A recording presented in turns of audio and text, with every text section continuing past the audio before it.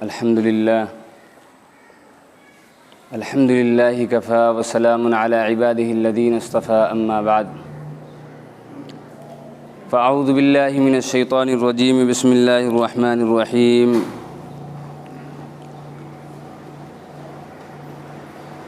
लक़द कान लकुम फ़ी रसूलिल्लाहि उस्वतुन हसनह लिमन कान यरजुल्लाह वल यौमल आखिर व ज़करल्लाह कसीरा।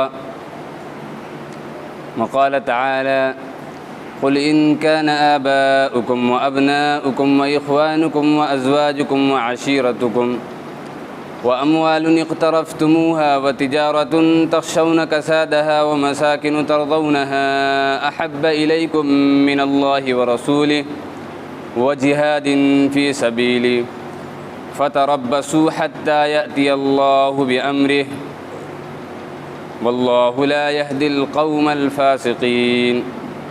मोहतरम बुज़ुर्गों और दोस्तों,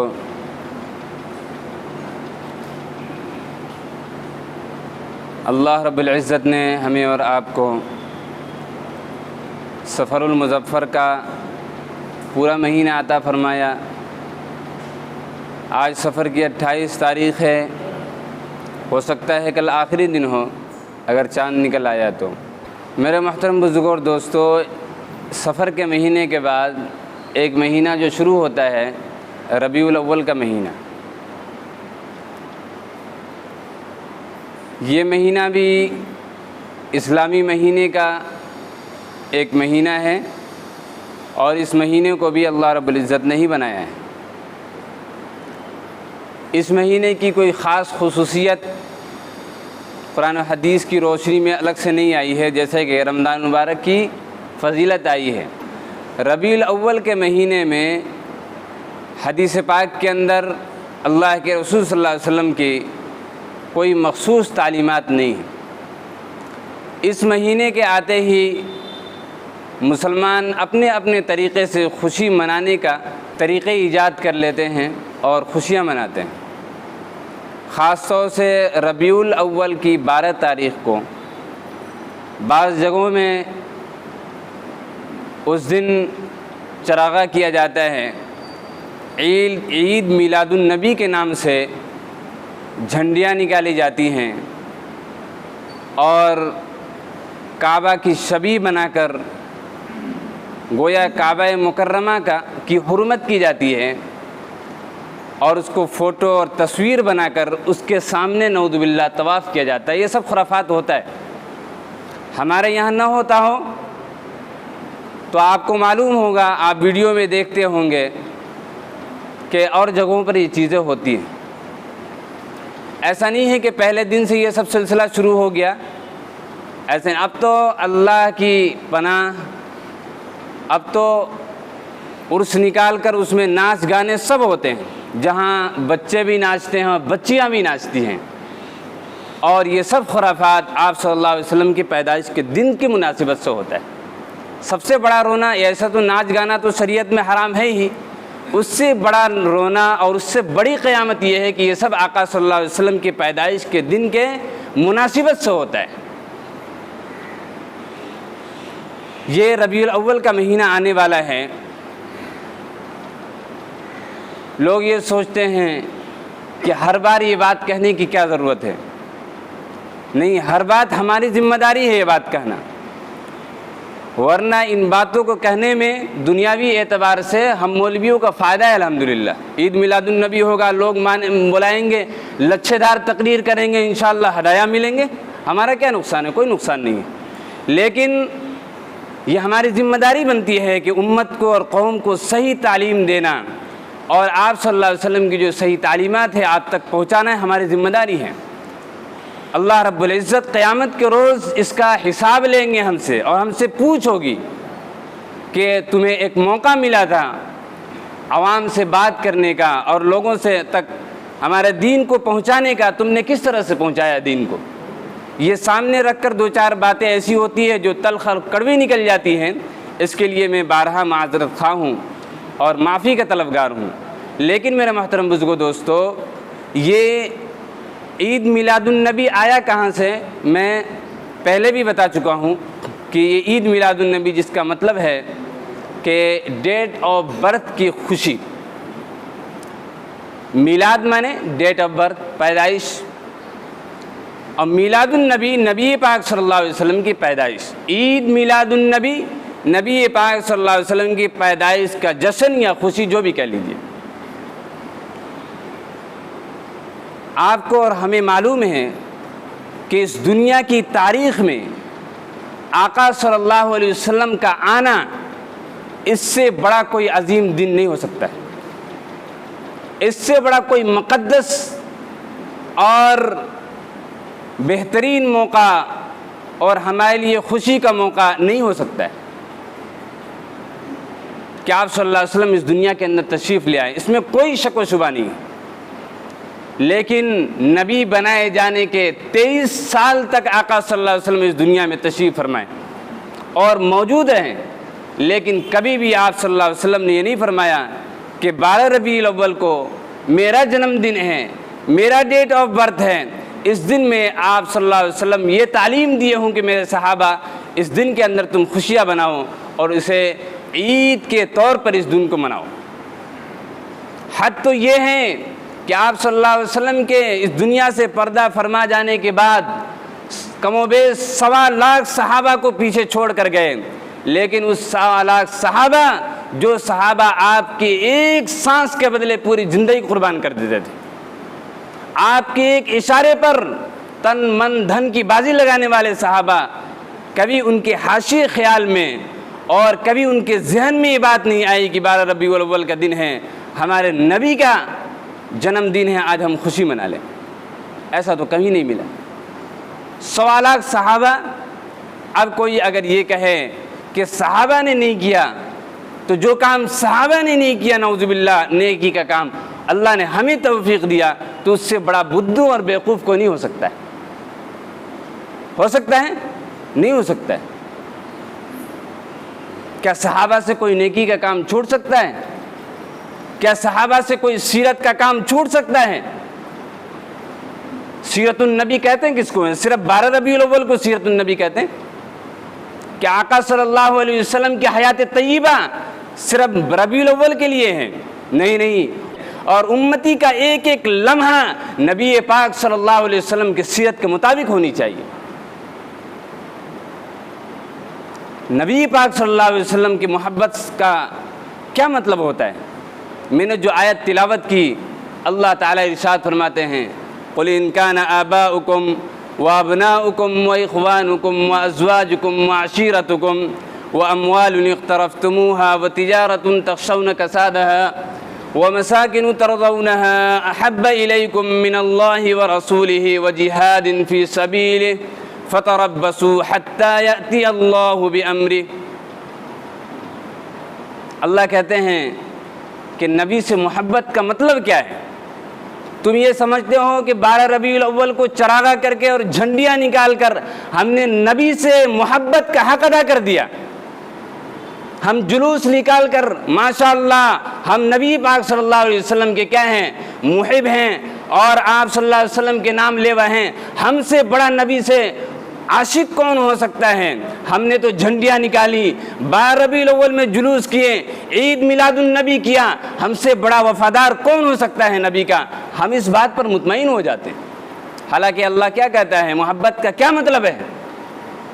मोहब्बत का मतलब ये है कि सुनो, अल्लाह ऐलान करता है कि नबी आप कह दीजिए, अगर तुम्हारे बाप और तुम्हारे बेटे और तुम्हारी बीवियाँ और तुम्हारे वो माल जिसको तुमने बड़ी मेहनत से कमाया है और वो तिजारत जिसमें तुम नुकसान देखना नहीं चाहते और तुम्हारा कबीला और ख़ानदान और ये सारी चीज़ें अगर अल्लाह और उसके रसूल से ज़्यादा महबूब हैं और अल्लाह के रास्ते में क़ुर्बानी देने से ज़्यादा महबूब हो चुकी हैं, तो फिर तुम इंतज़ार करो अल्लाह के अज़ाब का। ला युमिनु अहदुकुम हत्ता अकूना अहब्बा इलैहि मिन वालिदिही व वलदिही वन्नासि अजमईन। तुम कभी कामिल मुसलमान और मोमिन नहीं हो सकते जब तक कि तुम अपने वालिद से ज़्यादा मैं तुम्हें महबूब न हो जाऊँ और तुम्हारे बेटे से ज़्यादा मैं महबूब न बन जाऊँ। वन्नासि अजमईन, और पूरी दुनिया की इंसानियत से मैं महबूब न बन जाऊं, तब तक तुम कामिल मोमिन नहीं हो सकते। ये मोहब्बत का मतलब है। हज़रत अनस रज़ी अल्लाह तआला अन्हु फरमाते हैं, एक सहाबी आका सल्लल्लाहु अलैहि वसल्लम की खिदमत में तशरीफ़ ले आए और कहा, अल्लाह के रसूल मतस्सा, क़यामत कब आएगी? आप सल्लल्लाहु अलैहि वसल्लम सहाबी की तरफ मुतवज्जह हुए और कहा कि तुमने क़यामत के लिए क्या तैयारी की है कि तुम पूछ रहे हो क़यामत कब आएगी? तुमने तैयारी कर ली? कुर्बान जाइए सहाबे रसूल के जवाब पे। कहा कि अल्लाह के रसूल, मेरे पास तो क़यामत की कोई तैयारी नहीं है, मेरे पास तो बहुत सारे रोज़े, नमाज, हज, ज़कात तो नहीं हैं, अलबत्ता इतनी बात है कि मैं अल्लाह उसके रसूल से मोहब्बत करता हूँ। तो अल्लाह के रसूल सल्लल्लाहु अलैहि वसल्लम ने इरशाद फरमाया कि जो मुझसे मोहब्बत करता है, अल्लाह से मोहब्बत करता है, क़यामत में वो मेरे साथ होगा। मन अहब्बनी कान मई फिल जन्ना, जो मुझसे मोहब्बत करता है मेरे साथ जन्नत में होगा। मुझसे मोहब्बत का मतलब ये नहीं है कि नारे बुलंद किए जाएं और साल के 12 रबीउल अव्वल में सिर्फ ये जलसे जुलूस करके हम खामोश बैठ जाएं, ये मोहब्बत नहीं है। अल्लाह के रसूल सल्लल्लाहु अलैहि वसल्लम ने हमें जो तालीम दी है, उस तालीम को हमें देखना है कि आका सल्लल्लाहु अलैहि वसल्लम से मोहब्बत का क्या मतलब है। सहाबा ने कैसे मोहब्बत करके दिखलाया। उनके ज़ाहिरी शक्ल सूरत, उनके लिबास, उनके उठने में, उनके बैठने में, उनके खाने में, उनके पीने में, हर चीज़ में रबी पाक सल्लल्लाहु अलैहि वसल्लम की इत्तबा उन्होंने की। जब जाकर वो आशिक़ रसूल बने। हम तो नबी पाक सल्लल्लाहु अलैहि वसल्लम की तरह, अपने नबी की तरह शक्ल शबाहत और लिबास तक न कर पाएँ और हम दावा कर नबी के आशिक़ होने का और नबी के मुहिब होने के हमें दावा है। ये कौन से आशिक़ हैं? माशूक़ के तो हर अदा पर फ़िदा होनी चाहिए। वो किसी शायर ने क्या कहा कि जो मजनू था, लैला का दीवाना था, दुनियावी एतबार से मोहब्बत की मिसाल दी जाती है लोगों को बात समझाने के लिए कि मजनू लैला का इंतकाल हो चुका है, लैला मर चुकी है और मजनू लैला के गलियों से होकर जा रहा है। तो देखता है कि लैला के घर और उसके छत गिरे पड़े हैं, बोसीदा है, ज़मीन के तले दबी हुई है घर और दीवार के कुछ निशानात हैं। तो मजनू कहता है, अमुर्रु अला दियारी दियारी लैला उक़ब्बिलु ज़ल जिदारा व ज़ल जिदारा, कि मैं लैला का जो मंजिल था, जो मकाम था, जो घर था, उसकी गलियों से मैं होकर गुज़र रहा हूँ। और जब लैला का घर आता है तो कभी मैं उसके उस दीवार को पकड़कर चूमता हूँ, कभी उसके घर के रेत को पकड़कर चूमता हूँ, उसके पत्थरों को, उसकी ईंटों को चूमता हूँ। और लोगों ये ख्याल न करो कि मैं दीवाना हूँ, मैं पागल हूँ, मैं बेवकूफ़ हूँ। और मा हुब्बुद दियारी शग़फ़ न क़ल्बी, ऐसा नहीं है कि मेरे दिल में इन दीवानों की मोहब्बत है, वलाकिन हुब्बु मन सकनत दियारा, मुझे मोहब्बत उससे है जो इस घर की मालिका थी, यानी लैला। तो नबी पाक सल्लल्लाहु अलैहि वसल्लम से मोहब्बत की अलामत होनी चाहिए कि हमारे लिबास में, हमारे उठने में, हमारे पहनने में, हमारे बोलने में, हमारे अखलाक में, हमारे गुफ्तार में, हमारे रफ्तार में, हमारे किरदार में, हमारे दुनिया के हल अमल में नबी पाक सल्लल्लाहु अलैहि वसल्लम के सुन्नत के मुताबिक हमारी ज़िंदगी गुजर रही नहीं गुजर रही। वरना मेरे मोहतरम बुजुर्गों, दोस्तों, शैतान ने बड़ी धोखे में डाल दिया कि नौजुबिल्लाह ऐसे काम हमसे करवा कर और ये जहन में ये बात बैठा दिया कि हम आशिक़ रसूल हैं, हम तो नेकी का काम कर रहे हैं। और जो आदमी जो बिदात काम, जो ऐसा काम जिसका शरीयत में कोई वजूद नहीं है, कुरान और हदीस में कोई दलील नहीं है, मेरे मोहतरम बुजुर्गों, दोस्तों, जब आदमी उसको सवाब समझ कर कर रहा होता है तो मौत तक उसे तौबा नसीब नहीं होता। ये उलमा ने लिखा है। एक शराबी को कहिए शराब पीते हो गुनाह का काम है, तस्लीम करेगा, सर झुका देगा, कहेगा माफ़ करिएगा, अब नहीं पीऊँगा। और एक बिदअती से कहिए जो नबी पाक सल्लल्लाहु अलैहि वसल्लम की दीन में नए काम को ईजाद करता है और इसे कहिए इस काम से रुक जाओ, कहेगा इसमें क्या हर्ज है, इसमें तो सवाब है, इसमें कुरान पढ़े जा रहे हैं, इसमें तो फला चीज़ पढ़ी जा रही है, आप इससे क्यों रोकते हैं, तो सवाब का काम है। उलमा ने लिखा है कि मौत तक उसे तौबा नसीब नहीं होता। अल्लाह हम सब की हिफाजत फरमा दे। इसलिए बार बार ये बात कही जाती है मेरे मोहतरम बुजुर्गों दोस्तों, और आदमी उसी हालत में चला जाता है और वो अकीदा लेकर चला जाता है।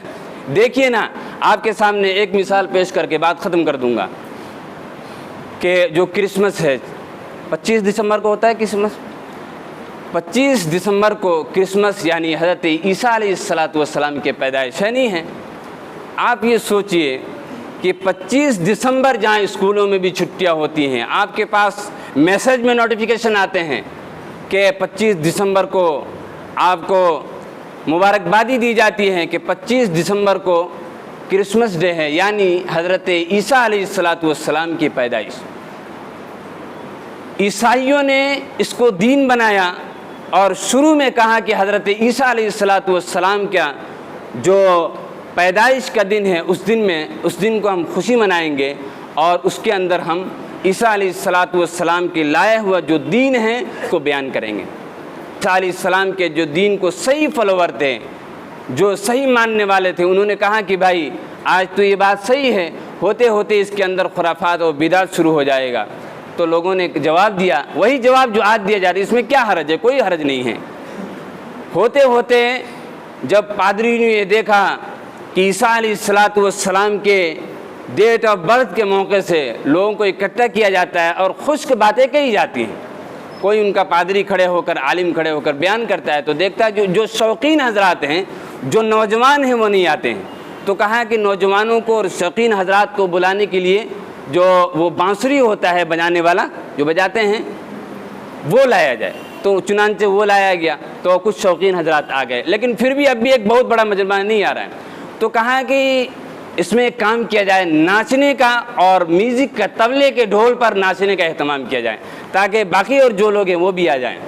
होते होते बात यहाँ तक गई कि यहाँ शराब व कबाब का भी इंतज़ाम रखा जाए, ताकि ये पूरा मजमा आ जाए हमें, और पूरा ये मजमा मिल जाए, इनसे खिताब करने का मौका मिले। होते होते बात यहाँ तक पहुँच गई कि आज 25 दिसंबर यानी क्रिसमस की रात में जितनी शराब पी जाती है, पूरे साल में उतनी शराब नहीं पी जाती। और इसी रात में जितना गुनाह किया जाता है, पूरे साल में इतना गुनाह नहीं किया जाता। इस रात के अंदर जितना माँ बहनों के साथ गलतकारियाँ होती हैं, पूरे साल में इतना नहीं होता। ये हमारा आंकड़ा नहीं है, ये जो खबर चलाने वाली एजेंसियां हैं, ये उनका आंकड़ा है, ये उनका सर्वे है। और ये सब अफसोस का मकाम ये है कि ये सब किस नाम पर हो रहा है? हज़रत ईसा अलैहिस्सलाम के जन्मदिन पर। अल्लाह को मालूम था कि अगर उम्मत को इस बात की इजाज़त दी गई, रसूलुल्लाह सल्लल्लाहु अलैहि वसल्लम को भी मालूम था, अगर उम्मत को इस बात की इजाज़त दी गई कि मेरे पैदाइश के दिन पर ये खुशियाँ मनाई जाए, तो आगे चलकर उम्मत में ऐसे खुराफात होंगे कि जो क्रिसमस का हाल हुआ, और फिर इस उम्मत के अंदर वो खुराफात होंगे। चुनांचे आप देख रहे हैं कि बाज़ इलाक़ों में क्या क्या नहीं हो रहा है। अल्लाह हम सब की हिफाजत फरमाए।